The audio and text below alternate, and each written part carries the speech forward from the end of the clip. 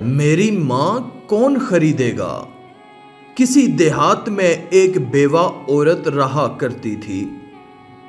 اس کے شوہر کا کسی حادثے میں انتقال ہو گیا تھا۔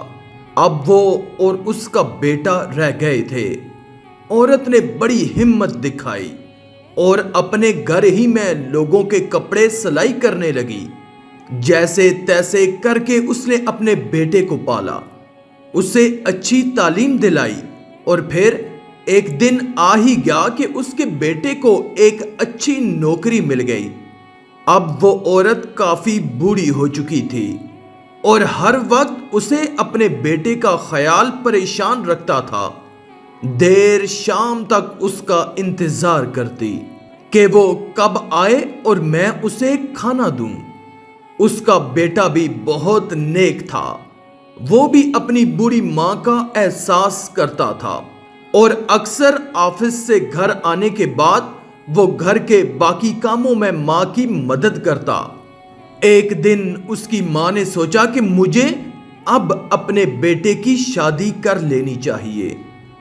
گویا اس نے ایک نیک سیرت لڑکی کی تلاش شروع کر دی۔ 2-3 ماہ کے اندر ہی اس نے ایک اچھے گھرانے میں اپنے بیٹے کی شادی کر دی۔ شادی کا دن مقرر ہوا۔ اس عورت نے اپنی تمام عمر کی کمائی میں سے جو کچھ بھی جمع پونجی جمع کر رکھی تھی، اس نے اس میں سے اپنی بہو کے لیے خوبصورت کپڑے اور زیور خریدے اور اپنے چند مہمانوں کے ہمراہ اپنے بیٹے کی بارات لے کر لڑکی والوں کے ہاں پہنچے۔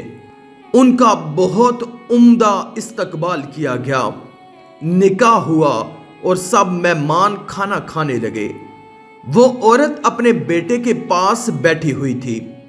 سٹیج پر دلہن کی آمد ہوئی۔ اس نے اس سٹیج پر بیٹھتے ہی لڑکے کے قریب ہو کر آہستہ سے اس کے کان میں کہا کہ آپ میرا ایک کام کر دیں۔ لڑکے نے تعجب سے پوچھا کہ بتا دیجئے کیا بات ہے۔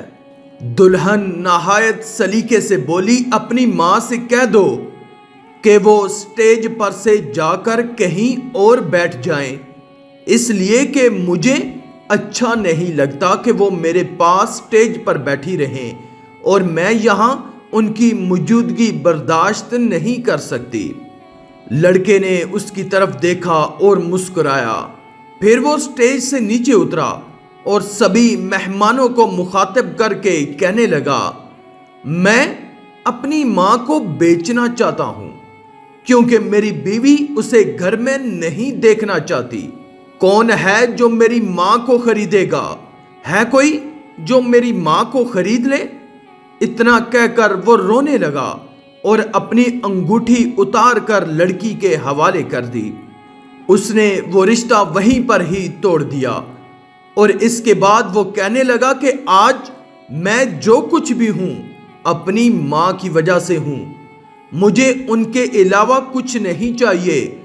یہ سب دیکھ کر محفل میں موجود ایک صاحب کھڑے ہو گئے اور کہنے لگے کہ میں ابھی اس نیک سیرت لڑکے کے ساتھ اپنی بیٹی کا نکاح کرنا چاہتا ہوں۔ اس طرح اس نوجوان نے دنیا بھی کما لی اور جنت بھی۔ اس کہانی کا سبق یہ ہے کہ کچھ رشتے اللہ تعالیٰ نے ہمارے لیے منتخب کیے ہوتے ہیں جن کا ہمیں احترام کرنا چاہیے۔